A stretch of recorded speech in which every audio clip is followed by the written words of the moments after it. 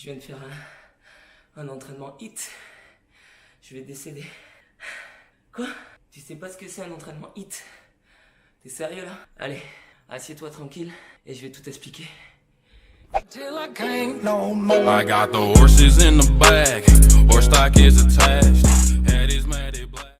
Yo les athlètes, j'espère que vous allez bien, j'espère que vous avez la forme aujourd'hui. Nouvelle petite vidéo pour vous parler d'un type d'entraînement qui est très à la mode ces derniers temps dans le domaine du fitness et dans plein d'autres sports aussi. Le HIIT baby. Mais Mathieu, qu'est-ce que c'est le HIIT en fait? Calme-toi Jimmy, je vais tout expliquer, il n'y a pas de souci. Donc déjà, HIIT ça veut dire High Intensity Interval Training, ou en français, entraînement fractionné ou en intervalle de haute intensité. Plus précisément, c'est un type d'entraînement où on va faire monter la fréquence cardiaque très haut dès le départ, et le but ça va être de garder cette fréquence cardiaque très haut durant toute la durée de l'entraînement. Mais du coup, concrètement, qu'est-ce que c'est une séance HIIT?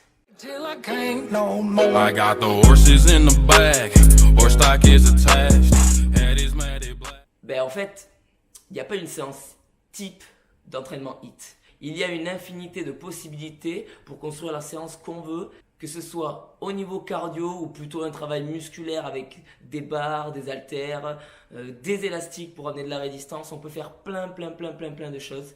Et ça, c'est un gros avantage du HIIT. Et même s'il y a plein de différents exercices qu'on peut faire avec ou sans matériel, etc., c'est un peu toujours la même base. Des efforts de très haute intensité avec des récup très courtes, voire inexistantes. Il y a des types d'entraînement HIIT qui sont assez connus, comme le Tabata par exemple, qui a été inventé par Tabata. D'ailleurs, si vous voulez, j'en ai mis quelques exemples dans ma chaîne YouTube. N'hésitez pas à regarder la vidéo, je vous en mets une là-haut. Le but, c'est de faire 20 secondes d'effort et 10 secondes de récup.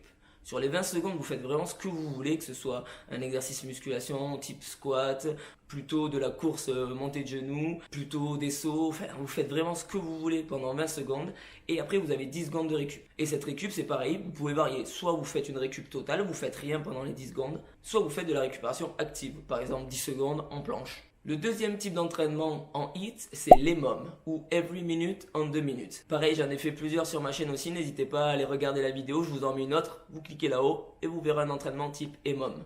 Every Minute on 2 minutes, ça veut dire que vous avez 1 minute pour faire un certain nombre de répétitions. Je dis n'importe quoi, par exemple, en 1 minute, vous devez faire 10 squats, 10 squat jump et 10 pompes. Une fois que vous avez fini toutes ces répétitions, le temps qui vous reste dans la minute, c'est votre temps de récup. Donc si vous mettez 50 secondes pour faire toutes les répétitions des exercices, il vous reste 10 secondes pour récupérer et la minute suivante, ben ça repart et on refait la même chose. Et ça après on gère. On peut le faire pendant 5, 10, 15, 20 minutes. Ensuite, il y a le for time. Le for time, c'est avoir un nombre de répétitions à faire, quel qu'il soit, lancer le chrono au départ et dès qu'on a fini, stopper le chrono et on voit le temps qu'on a mis.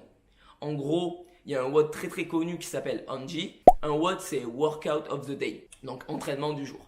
Le WOD très connu, c'est HANGI. Et du coup, HANGI, on doit faire 100 tractions, 100 pompes, 100 squats et 100 sit-ups. Et à la fin de tout ça, hop, vous appuyez, vous regardez le chrono que vous avez fait. Et c'est votre temps. Autre variante, le AMRAP. Ou as many reps as possible. Ou as many rounds as possible. En gros, le plus de répétitions ou le plus de tours possible. Là, cette fois-ci, vous avez un temps donné, par exemple 20 minutes. Et ensuite, vous avez un nombre d'exercices à faire.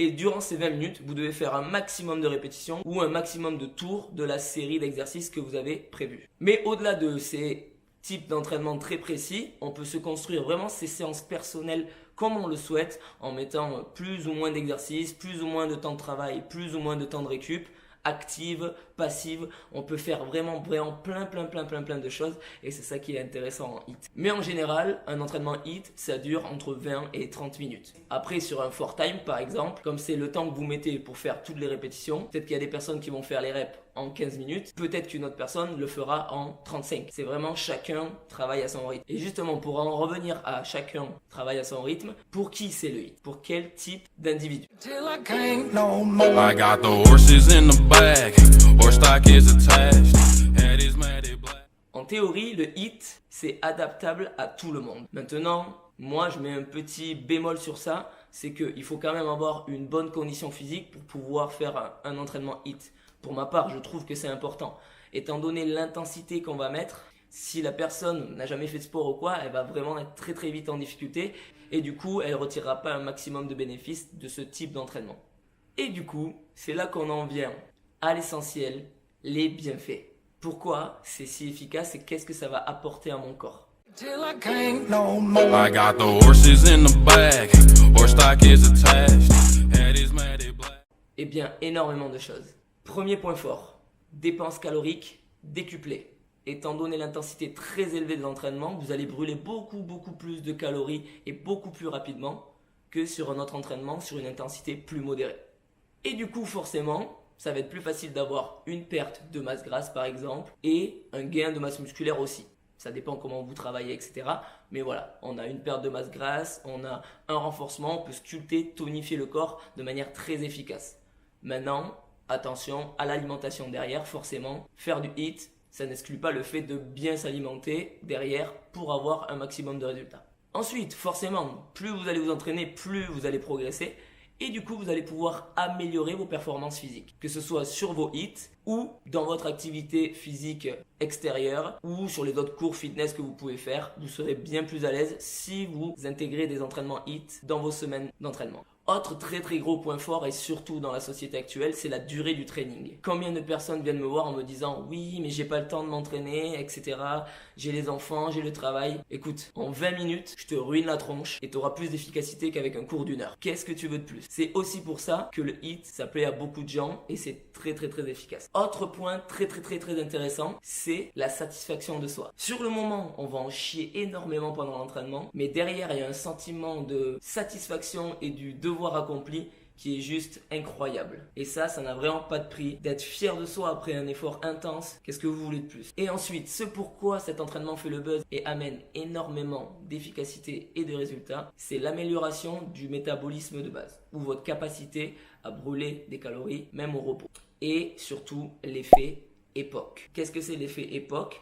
C'est la surconsommation d'oxygène par votre corps 48 heures après votre cours. En fait, avec cet effort très intense, on va créer une dette d'oxygène au niveau des muscles. Et de ce fait, votre corps après l'entraînement va être obligé de rembourser cette dette. Et du coup, il va être obligé de continuer à travailler très dur pour combler ce manque. Et c'est là où il va aller chercher et puiser dans les réserves. Et les réserves, c'est quoi? C'est la masse grasse. Donc, tu vas finir ton entraînement, tu vas te poser sur ton canapé et tu vas continuer à brûler des graisses. Ça commence à vous intéresser là, j'ai l'impression. Moi, je trouve aussi que c'est plutôt intéressant. On en vient au dernier point, les limites du HIIT. I got the horses in the back, horse stock is attached, head is matted black. Personnellement, j'en vois pas tellement, si ce n'est l'adaptabilité de l'entraînement à des personnes avec une condition physique un peu plus faible. Pour ma part, je préconise l'entraînement HIIT à des personnes qui sont déjà en bonne condition physique et qui auront les capacités vraiment de se dépasser pour atteindre vraiment une intensité très élevée. Une personne qui débute, on va la faire commencer tranquillement sur des exercices plus cool ou du cardio mais à intensité modérée et petit à petit, quand la condition physique va s'améliorer, là on pourra la diriger vers les entraînements HIIT. Ensuite, il faut quand même avoir une bonne base donc physique comme je le disais mais aussi technique, étant donné que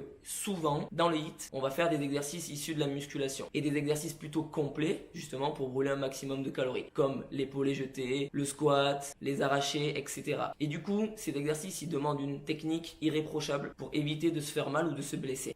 Et dans le HIIT, comme on demande à la personne de se dépasser et d'atteindre un nombre de reps en un minimum de temps ou de faire un maximum de tours, forcément le but c'est d'aller vite. Et quand on va vite, avec la fatigue en plus, forcément au bout d'un moment, il y a plus de risques de mal se placer et de se blesser. Et ça c'est un des gros points faibles du HIIT, c'est qu'il faut bien le faire et il faut être sûr d'être bien placé. Et enfin, étant donné que c'est un entraînement très intense et qui demande 48 heures pour continuer à avoir l'effet escompté, on ne peut pas faire énormément de séances dans la semaine. Donc c'est maximum 3 séances HIIT par semaine pour laisser à chaque fois la fenêtre de 48 heures entre les deux séances. Ça ne sert à rien de faire un entraînement HIIT et d'en refaire un le lendemain. Vous allez casser l'impact et les bénéfices du premier HIIT. Donc autant laisser assez de temps pour profiter à chaque fois de l'impact post-effort. Voilà un petit peu ce qu'est le HIIT, à quoi ça va servir, qu'est-ce que ça va vous apporter et les dangers qu'il peut représenter. Mais en gros, moi, en conclusion, je vous dirais foncez, faites du HIIT, c'est rapide, c'est simple, c'est efficace. Qu'est-ce que vous voulez de plus? En 20 minutes, vous pouvez avoir autant, voire plus d'impact que sur un cours ou sur une séance de